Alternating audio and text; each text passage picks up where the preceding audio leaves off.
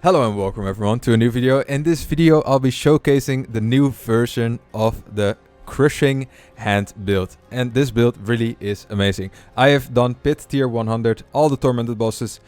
Torment tier 4 is basically a joke.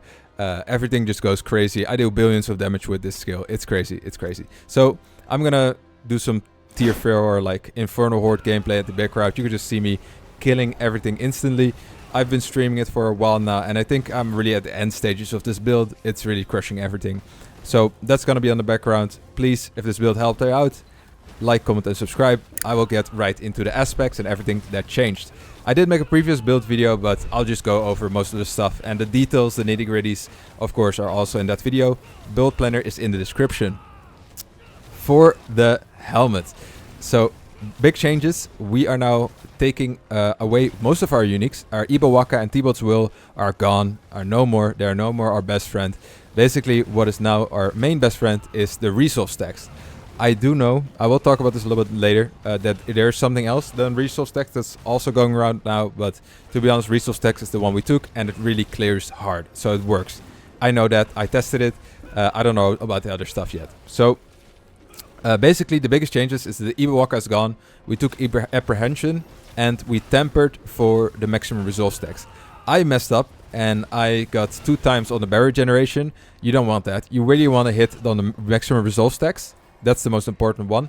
And another stat that you definitely want on your helmet is maximum resource. That one is very important. Getting the maximum resource on there is important. Cooldown reduction is a bit of like a, yeah, sure, it's nice, add it. Sure, take it on there. But the most important one is the maximum life and the maximum resource, because that scales with your Ibawaka. And you need the 243, if I say that out of the top of my head. You want that amount of spirit, because if you have that amount of spirit, you are 242 resources you need. That is the much need for triggering this each and every time. It counts the 33 from your base crushing hand on top of that, and that's 275. And this means that every hit you will be triggering with the Ibawaka will trigger your overpower. So you want that as the base engine. These 3 items are kind of like your base overpower engine, and the rest is just flavor.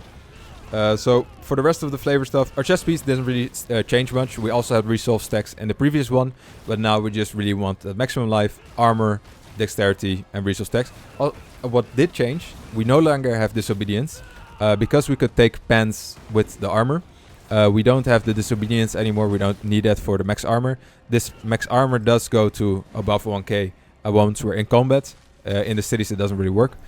So with this, all of it, you can just take the maximum resolve stacks, interdiction. Block chance per resolve stack. Well, we have 27 resolve stacks, so that's 270% block chance. And you might think, oh, but it caps out at 100%, right? That's actually not true. It goes above 100% for some reason. So this means that your redirected force also scales of your block chance that goes beyond 100%. So this is just crazy damage that's stacking up, which allows you to hit for billions. It's really a crazy engine. I don't think it's intended at all, but it's one of the things everyone utilizes nowadays. So if you want to clear pits, just use it. You know, it's crazy. Just use it. It's a fun mechanic anyway. So you want that for your block chance. You get that everything above 100%. Then on your gloves, it's the same thing as last time. Crushing hands is very important. You want the GA on there. I took the crushing hand size as a temper. You can have one of those. If you took multiple, it doesn't increase it anymore. I've seen that one of them increases it to a noticeable degree, but multiple doesn't really do much. So I always take one of those tempers. If you don't want that, just take the barrier generation. You need like 120% anyway, and I'm not even close. Same with the gems in there. Actually, you want barrier generation gems in there, but I just took dexterity because I don't know. For our pants, we got dexterity, maximum life, and armor. I took the armor GA because I really needed the armor to hit the cap. I think I'm like 200 over cap now, so this is a bit of iffy. You need to min-max this a little bit. Also with masterworking, a big tip with masterworking is actually that if you masterwork it 9 out of 12 times and you only hit your maximum resolve once, from 8 to 9, it goes to, I think, from 4 maximum resolve to 6 maximum resolve. So this is why I have these two on 9 out of 12 and not at 12 out of 12, because I might hit it one more time, sure, at 12, but this one gives a huge boost from 8 to 9. So don't keep your stuff at 9. Don't keep it at 8. Go increase it one more at 9 and you will get some free resource stacks. And you don't even need to fully level it up because that costs a lot of resources. So for pants, Binding Morass, extra increased damage against slowed enemies, and you slow enemies. Most of your hits will slow enemies, and all of the enemies you pull in with your vortex will be so highly slowed that it will turn feared and will increase your damage to 35%, even more. So, of course, you also have your vortex, or not your vortex, your Scourge skill, which also slows enemies and fears them, which will increase in both of these defensive items that actually give you 20 and 35% extra damage. So that increases your damage like crazy as well. Boots, Yen's Blessing, same thing. We just want the resistance to all elements. Because we are doing some tier 4 content, we do want that resistance to everything. I have 70% clear all res. Of course, you can min-max a little bit, but if you're doing pits, it might not be as necessary. But for tier 4 content, you need it all res. You maybe can switch this out for something else. I would say for your aspect on your boots, you want Duelist. Duelist is very important. It will give you max fever stacks. And your ultimate, the Hunter, will give you max stacks. So with that you will gain even more attack speed every time you cast your ultimate. Kapeleke is Kapeleke, nothing really special. If you have a GA on it, you want to get maximum resources. Maximum resources is the best one. Also for your masterworking, hitting the maximum resources is the most important one. Of course, the chance for core skills to hit twice is nice, but the maximum resource is even more important. Banished Lord Telemon, not really that special, already talked about it. You want to get as much increased damage percent as you can, and any GAs on maximum life, same for masterworking, maximum life core skills are the best ones.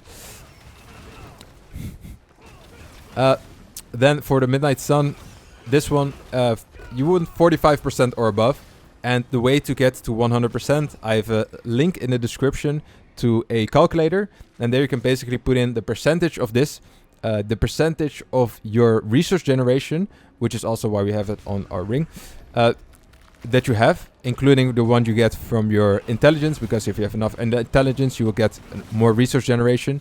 And this, together with the resource generation multipliers from the Ravager, will allow you to get the Kapeleke proc and then get 100% back, because you have enough resource generation to make this go 2 times or 3 times more, however more you need. Which means that every hit will basically give you 100% of your resources back, and then you spend it all again. So that's the whole gameplay loop. And all of the hits will be overpowered because it spends 275. This is why you want to be above the 242. Then, for a ring, a final item, maximum life is the one you want to GA and also the one you want masterworked. You do want the resource regeneration on there. This is also where we're running Yen's Blessing, because it also gives resource regeneration. I think you want to be around 30% or somewhere around there. I think that then you'll be fine. Overpower damage for the Tempers. If you don't have 242 Spirit yet, I would say basic skill damage is better. But once you got that, overpower damage, that's great. And of course, the chance to make enemies vulnerable. You can do this either on your ring or on your gloves for either dexterity or attack speed. It is a bit of a flavor choice, whatever you want. I would say do it instead of dexterity. You're already getting dexterity from a lot of places. Attack speed is a little bit more difficult to get. So I would say take it instead of dexterity and then attack speed. But if you have a GA on like a dexterity, don't knock it off just to get it, you know. Okay, I think that's most of it for the aspects. I do want to go a little bit over the... So we already talked about we don't have Ibawaka anymore. We don't have T-Boat's Will anymore. We don't have any amulets that give maximum armor. Those are just not optimal. It's nothing compared to the overpower. And real quick, I want to talk about Harlequin's Quest. I actually dropped the Shaco, got very lucky. Also maximum resource, so it's great. It's not best in slot. I tried it around a little bit. Not too much though. Don't trust me too much on it. But I think it is just much better to get the helmet with the temper stacks, and also it's way more accessible. This build is now a non-Mythics build. You don't really need to grind Duriel for... I think I did Duriel 170 times before I dropped this. So you don't need to do all of that. You could just try this out with like a little bit of luck, or just go in the market and get the helmet and then, you know, do this yourself. So you only need gold basically. You don't really need a luck to get this. So that's a big difference as well. That's basically it for aspects, I think. I talked way too much about the aspects, so I really want to try to get a little bit faster, but it's probably not going to work anyway. I was going to say one more thing about the tempering. It is that resilience stacking is also now popular. That means that instead of resolve, you get resilient. And you might ask, Kron, what the hell is resilient? Resilient is this one, which will give you maximum life. You basically cast your gorilla skill constantly, so you will gain a lot of maximum life. Yes, I think it might be better. I haven't tried this out yet, so we don't really know. But I've heard that from the videos and that kind of stuff that I've seen, it is about 80% better if you like min-max it and that kind of stuff. This build works. I could tell you, I cleared tier 100. I'm not even maxed out yet. I can still still like do tier 140s, 150s. This build works. That build probably also works just a lot better. If you're gonna push for insane min-maxing, of course, go ahead and try it. I say this build works for most people. So that's it for the little resilience stacking. And of course, yeah, you need barrier generation, so tempers, barrier gen. Spirit Hall, something's changed. We did swap the spirit out from the eagle to the gorilla. We no longer have our Ibawaka, so our skills no longer become eagle because of the second one. So we don't really care about it anymore. And we can take gorilla. We're a gorilla team build. More gorilla is great. Sorry if my face is in front of it a little bit, but I think you can see most of it anyway.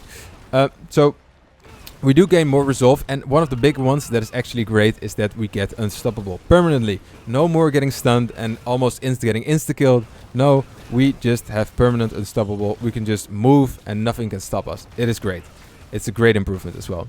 Then for the skills, one of the biggest changes, we took Vortex now. Enemies are running away a lot because not only do we slow them, we also fear them a lot. And that causes them to run away. Even though they're slow, if 5 enemies spread out, especially higher tier pits, you're not insta-killing them. So when they run away, it's just hard to get them all the way away. But Vortex really helps pulling them in. And your AoE is big, but it still is a little bit bigger than it. And it can really help you group up those enemies and then slow them even more, so they don't run away as much. So that's one of the big ones. Funny enough, we didn't take counterattack anymore, but the passive reinforced counterattack still applies even though you don't have it in your hotbar. That is a crazy effect, and I think it is because of our Midnight Sun, but I didn't know that it also counted this as other passives. I guess it does say passively increasive, so that is great. We also put more points into Armored Hide. If you need more poison rest for whatever reason, then you do the increased poison resistance. Then we, of course, Armored Hide got our max points. Follow through, we just put 1 point because we had 1 point to spare. If you don't have the 100% resource gen, as I've said before, Vigorous is the one you want to spend the points in. Just take the points in here, put them in here. Just take them anywhere else where it's like 3 out of 3 from, not like that, not that one. But just take them out of Armored Hide and put them in here, and that should be fine. But I already have them maxed out, so I don't really need to worry about it. Max stacks of dominant, that nothing really changed there. We can take the point out of initiative because we actually don't need that anymore. Paragon Board, very quickly I'll go over some of the notable things. One notable thing is that instead of the managerist, whatever it's called, you can actually take hubris. You can take hubris and it's a little bit better, I think, percentage wise per level, but I already leveled up this one, so it's not really that important. Some people were asking, what do I do after like Paragon 200? I'm almost Paragon 200, and this is kind of the board that I have. You basically want to get all of the other rare nodes that are helpful for your build. I would say barrier generation is pretty decent, but you haven't unlocked that one. This one gives you armor, max life. That's great. Two stats you kind of want. Although for the armor you can switch around a little bit. Maybe get some more max res instead of the skull in your armor or in your jewelry. So just go around and get those points. And also, if you're still missing some of like intelligence or whatever, go to this this one. Menagerist actually gives you a lot of the magic nodes. It actually gives you intelligence, strength, additionally, if you take those nodes. So be sure to actually take those nodes, like the extra strength and extra intelligence, because you will get like 13 for free. So that will really help you getting all of the stats for all of these requirements that are in your Paragon board. Because especially in the later boards, it is very difficult to get those 500 plus other skills. I don't think you're really gonna get the dexterity unless you really min-max in GA, that kind of stuff. You could probably get it, but do take it with a grain of salt. That these bonuses, you can get them, but you do need to spend in some points to get those.